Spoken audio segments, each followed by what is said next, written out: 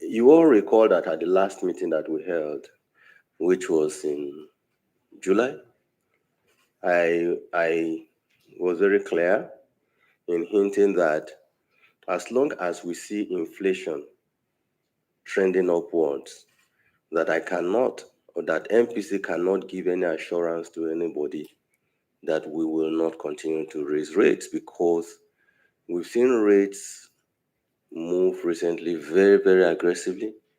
And that is the reason we are following it up in the May, in the July, and now the September meeting very aggressively for us to ensure, to see to what can be done to rein in inflation. So again, Nancy, what I will say is this.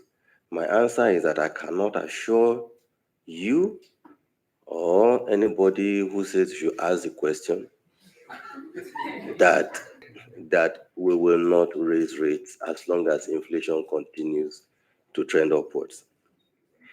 The second part is, how am I sure, or how is MPC sure that raising rates will rein in inflation? I think it's important for us to know, to state that the time-tested monetary policy theory has shown that the one and the easiest way to tame inflationary pressure is to raise rates, and that is the most preferred options that have been adopted globally. And what does that also mean? That if you want to see the success in reining in inflation, you have to try as much as possible to raise your rate to a level that is equal or possibly even higher than inflation, so that your inflation rate must lag your policy rate.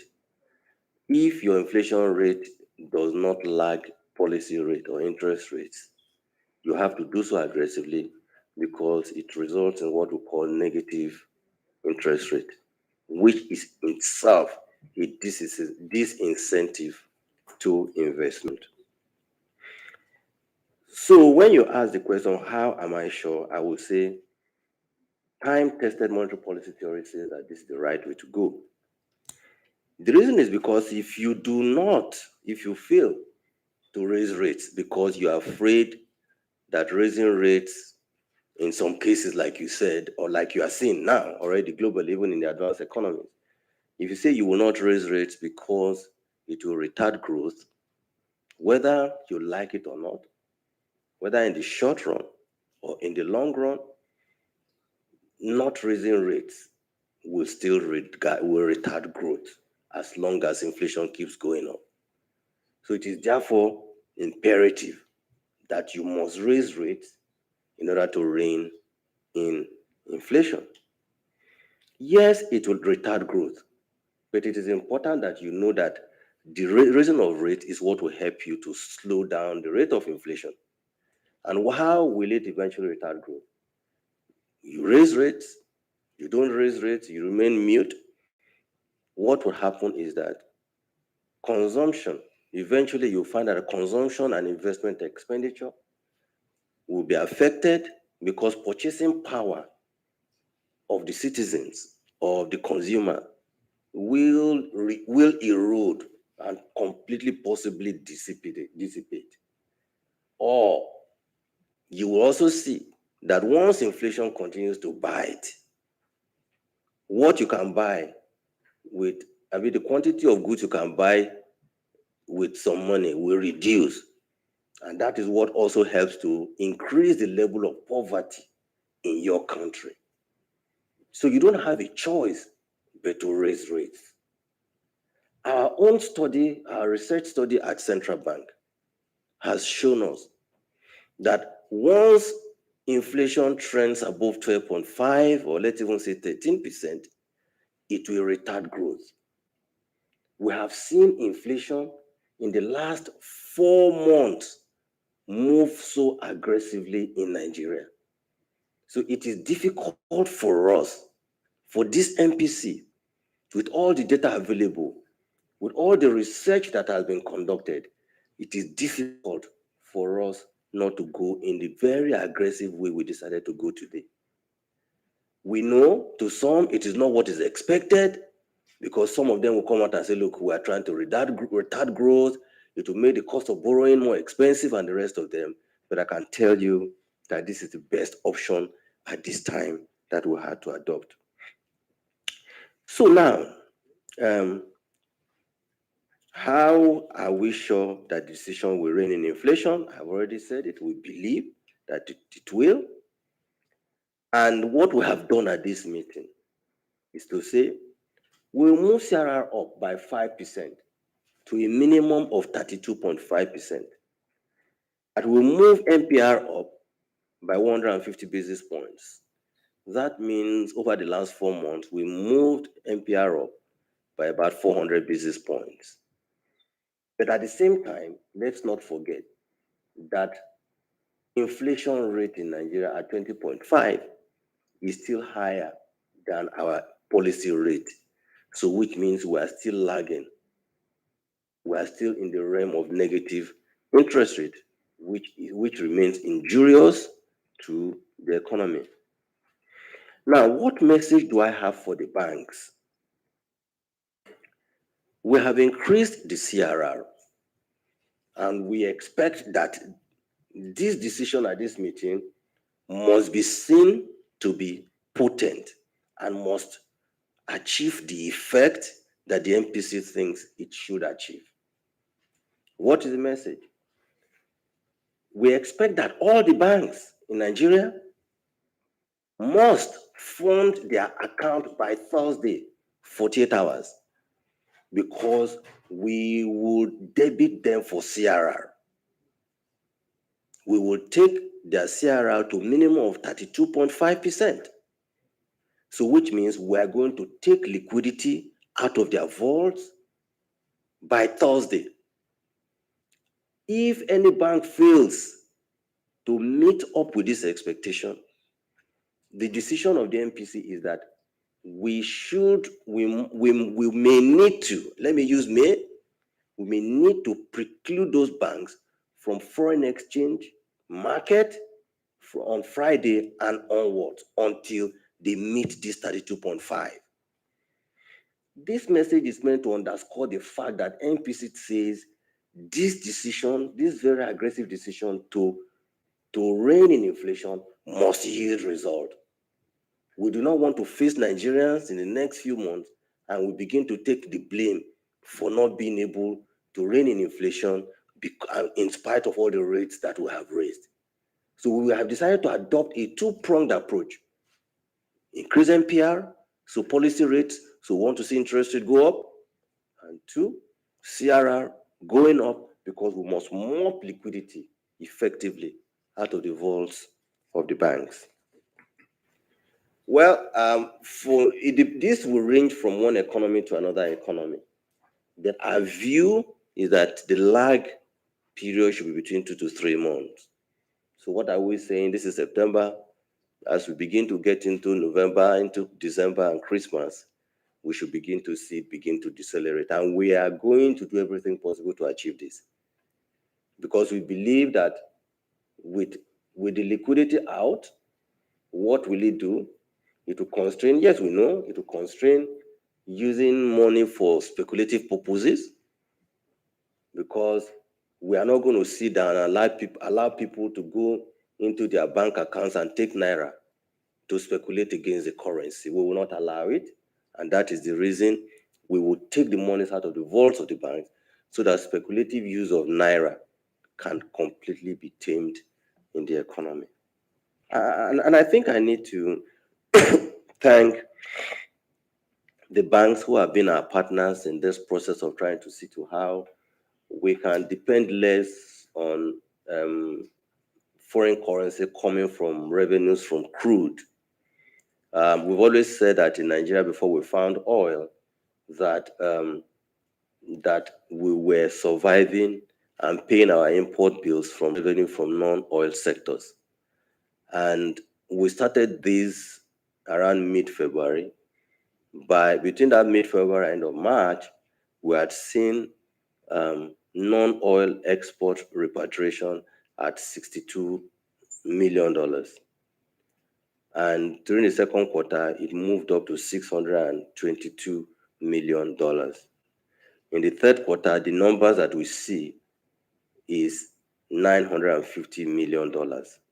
Let's not forget, these are repatriations that benefited or that will benefit from our 65 naira to the dollar rebate. By the time we take into consideration others, maybe crude cocoa, raw cocoa export or raw cashew exports or products that do not have the kind of value addition that we think it should have, we would see that there's been considerable level of people embracing the non-oil exports as a way of doing transactions. And we are very hopeful that as this continues, we'll be running most likely in billions of dollars quarterly.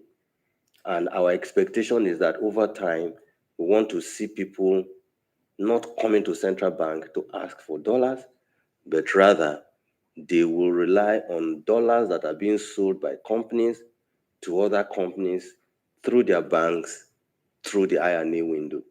That is our ultimate goal, and we pray and remain hopeful that this is achievable. Yes, but it's important for me to say this upfront on the airlines.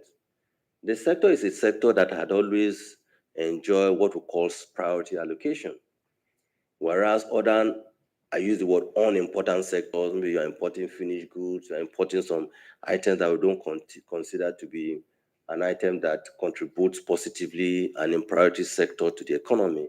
Of course, you will observe that maybe they will get 10% or 15% at best. But for other sectors where they are priority, like the airlines, we've always granted them the kind of priority that they desire, because we know people want to travel and they don't want to be constrained by the need for them to travel.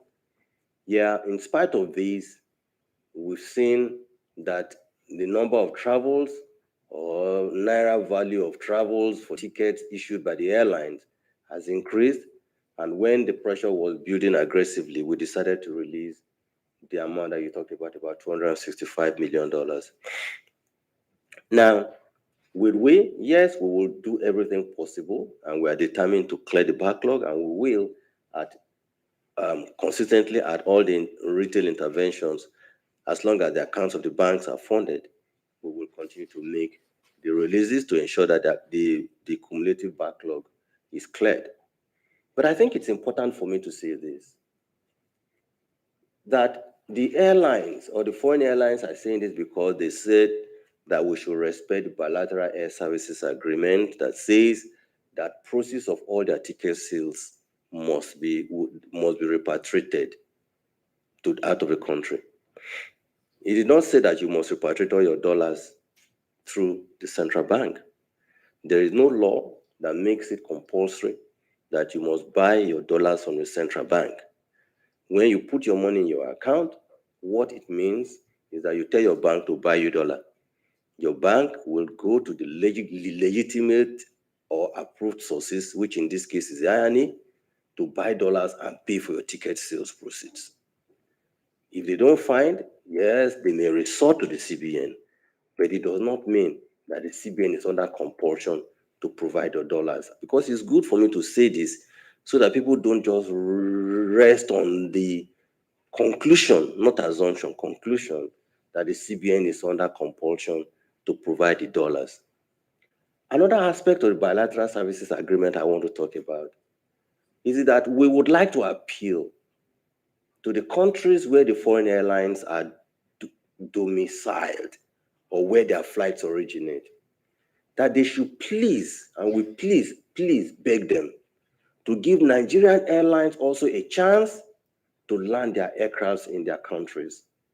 Also, in line with the bilateral air services agreement. You cannot be having 21 landing slots in a week from your country into Nigeria, and yet you have not given a Nigerian airline that wants to land its aircraft in your country even up to 7 landings. To us, As Nigerians, this is unacceptable. And Nigerians must stand and, and criticize this, that it is not acceptable. What is the interest of the central bank here? When you give Nigerian airlines opportunity to land in your country, they pay people who are traveling using these airlines will pay naira. If they pay naira, they will not come to the central bank or any bank to say they want to remit ticket sales. I have to be selfish to defend my country, ladies and gentlemen. The only thing they will go to their banks, or by extension go to the CBN to say they need, will be dollars to import planes, or dollars to import spares, or pay for their insurance, which is significantly lower than if they were to remit the entire ticket sales. So Nigerian airlines must be given also a chance to land equal number of planes in your country per week, in line with the bilateral air services agreement. That is what we are begging for. Because we've heard about some of our airlines go to a country, they say they want to land. You have 21 landings here. Some of them have completed. We've read newspaper stories of where some of the Nigerian people are saying that they were told by those foreign countries that don't even call us to remind us that we have not given you approval to land.